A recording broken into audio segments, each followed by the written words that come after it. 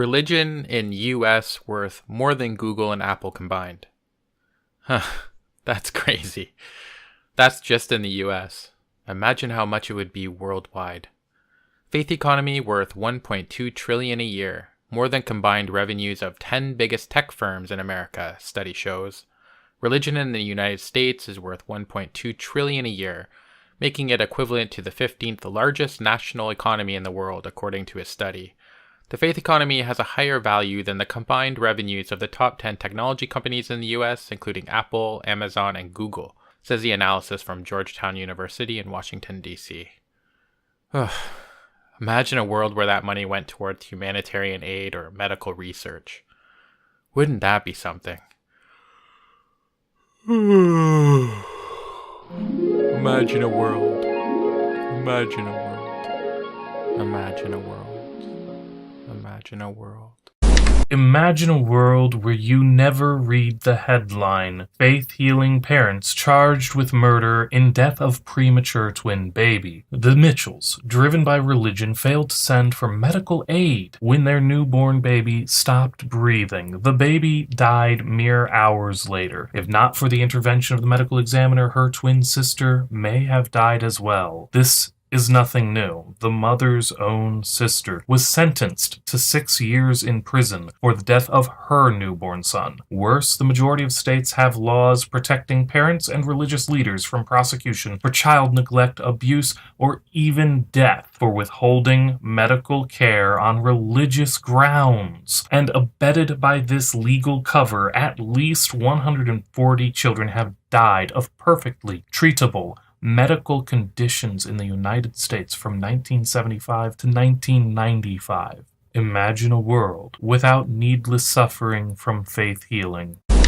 Imagine a world where the bigots had to admit that their gay hatred is their own idea, where they can't say it's not them, it's just their God's commands. Imagine a world with no religious arguments against gay marriage, where nobody was stoned or beheaded just for being queer. Imagine a world where nobody had to be ashamed to reveal their true self. Imagine a world with no religion.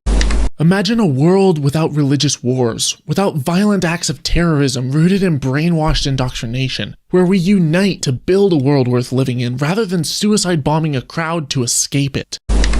Imagine a world in which people didn't claim jurisdiction over the experience of others based on what they've taken on faith.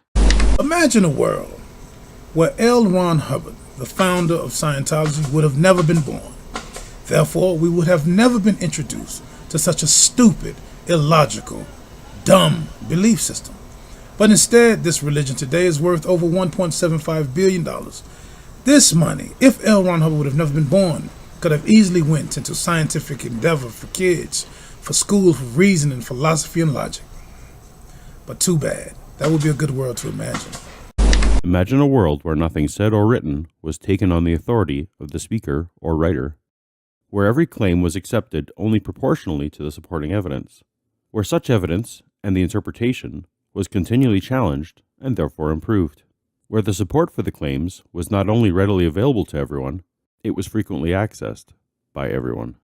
When I imagine a world without religion, I don't necessarily imagine a perfectly peaceful world. What I do imagine, however, is a world where we aren't living in a reality where people are killing over their imaginary friends every single day. I don't imagine a world where people would always have reasonable discussions despite a difference in ideas. But what I do imagine is a world where people aren't scared for their lives when they criticize or discuss others' ideas. A world where we don't make excuses for extremists because someone offended their religion. Imagine a world without organized religion, particularly Islam. A world where freedom of ideas doesn't mean a risk to human lives every single day. Imagine a world without hijab, where you can see the wind blow through an Iranian girl's luscious, beautiful hair. Or at least imagine a world without niqab, where you can brush your hand across her smooth skin on her face. Or at least imagine a world without burqa, so at the very least, you can see her eyes. Or better yet, how about imagine a world without Islam? Imagine a world where no one spends precious time and money on treatments of disease which are not evidence-based. Countless lives are lost every year because people fall victim to pseudoscientific practices that just simply don't work. Often, these practices are based on beliefs involving the supernatural. Regardless of their origin, though, practices without an evidential basis are dangerous when relied upon as medical treatment. As a result, effective treatments are disregarded, and fatal diseases are allowed to run their full course, ultimately tearing grandparents from their grandkids, tearing mothers and fathers from their children, and in strokes of the cruelest form of cosmic injustice, tearing children from all those who cherish them above all else. Envision a reality where no belief in pseudoscience or the supernatural, which allow for such offenses to humanity, exist.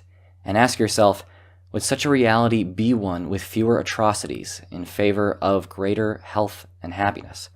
In doing this, you take the first step in making that reality our very own.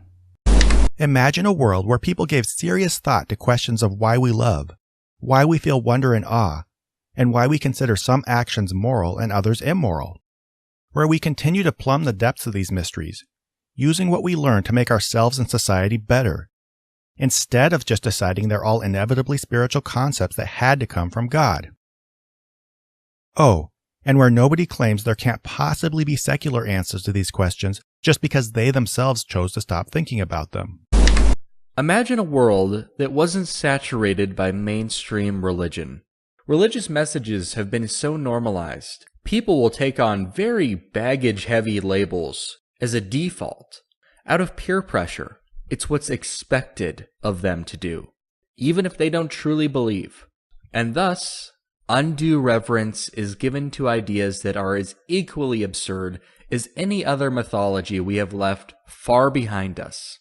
This normalizing of religion is the stagnation in society. And this prevents an honest, critical dialogue from actually happening.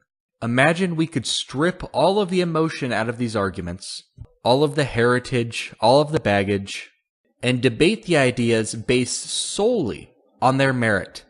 We would have won already. Imagine a world in which people didn't pretend to know things that they can't possibly know. Imagine a world without religious moral authorities. When faced with an action that conflicts with our conscience, we tend to rationalize it to avoid the mental conflict between doing something bad and being a decent person, one way being to project the responsibility onto an authority. If there were no morally authoritative religions in the world, then people wouldn't have the option to shunt responsibility onto an intangible, infallible, unchallengeable moral authority. Knowingly harmful actions, in terms of prejudicial or even violent acts, couldn't be excused by obeying the will of God. Of course, this isn't applicable to all religions nor all religious people, and of course there'd still be harmful acts and human authorities to appeal to, but no human authority is intangible, and any would be infinitely less infallible and unchallengeable than the moral commandments that are held with conviction to be the decree of God. Imagine a world where religious reverence isn't used as a shield for pedophiles, so that they can be recirculated into finding new victims in new areas. Imagine a world where children aren't scared of eternal damnation in hell, just for being themselves. They can go out, be free, love who they want to, and not have to worry about burning forever in a lake of fire. Imagine in a world where religion didn't teach that prayer or communicating with God would fix all of the world's problems. For example, after a natural disaster such as the recent hurricanes, people would potentially donate more money instead of gathering for prayer. Let's stick to what we know actually helps, instead of communicating to a God we can't prove is there and who supposedly created the hurricane to begin with. Imagine a world where morals and rules aren't dictated by ancient texts, but are allowed to develop and evolve as society changes.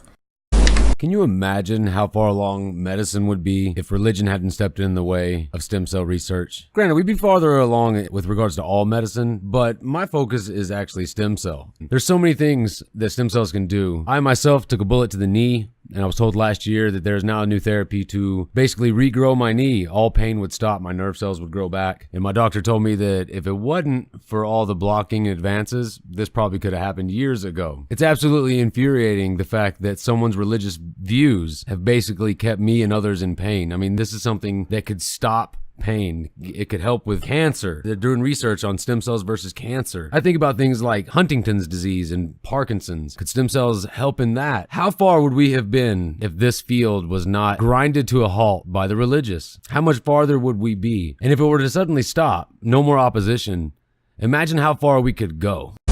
Imagine a world without honor killing, where gays don't fear for their lives and where women everywhere are given equal respect and an equal voice and are treated like human beings rather than assimilating faceless into an ocean of silent black trash bags.